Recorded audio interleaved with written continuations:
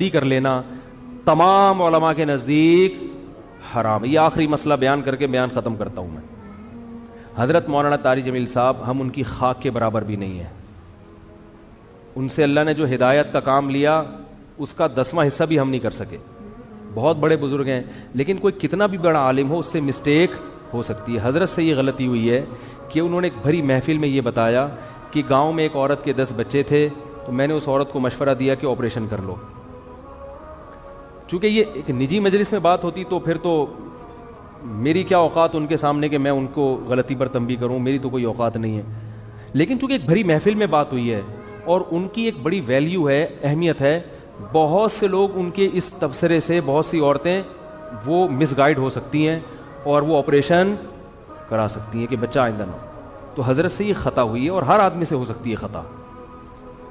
ہمیں بات وہ لینی ہے جو اللہ اس کے رسول کی ہے۔ بات آئیے سمجھ میں؟ 10 بچے بھی ہو جائیں، 20 بھی ہو جائیں، عورت آپریشن، حضرت نے جو یہ ان کو مشورہ دیا نا، اس گاؤں کی عورت کو یہ غلط مشورہ دیا۔ غلطی ہوتی ہے، مجھ سے بھی ہوتی ہے، میں بڑی بڑی مسٹیک کرتا ہوں اور ہم سے تو زیادہ ہوتی ہے، ان سے کم ہوتی ہے، لیکن یہ بہت بڑی مسٹیک ہوئی ہے حضرت سے،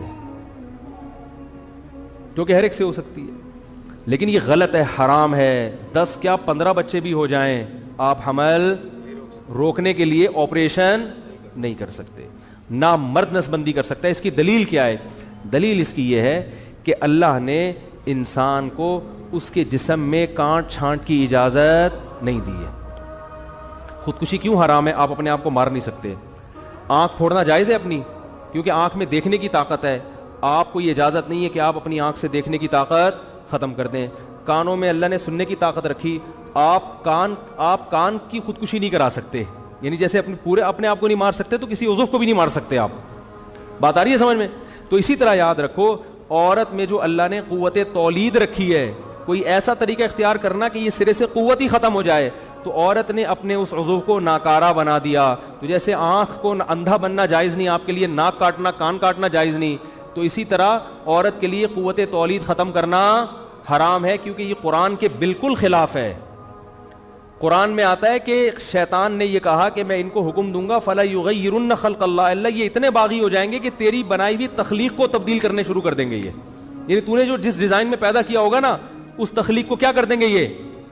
تو عورت میں اللہ نے تولید کی صلاحیت رکھی ہے، عورت وقتی طور پر حمل روکنے کی تدبیر اختیار کر سکتی ہے کسی ضرورت سے، جیسے صحابہ بھی کرتے تھے، لیکن قوت تولید کو کسی قیمت پہ ختم نہیں کر سکتی۔ یہ پھر اللہ کی بنائی ہوئی تخلیق کو کیا ہے، اور یہ سب کے نزدیک حرام۔ دیوبندی بھی علماء بھی حرام کہتے ہیں، بریلوی علماء بھی حرام کہتے ہیں، اہل حدیث بھی اس کو حرام کہتے ہیں، کہیں سے بھی فتویٰ لے لو، عرب علماء بھی حرام کہتے ہیں، عجم بھی حرام کہتے ہیں، جامع ازہر یونیورسٹی والے بھی اس کو حرام کہتے ہیں، جامع الرشید والے بھی حرام کہتے ہیں اس کو، بریلوی حضرات کے جو بڑے بڑے مدارس ہیں وہاں سے فتویٰ لے لو، وہ بھی کہتے ہیں کہ مرد کے لیے نسبندی کرنا یا آپریشن کرانا حرام، عورت کے لیے آپریشن کرانا 20ویں بچے کے بعد بھی حرام ہے۔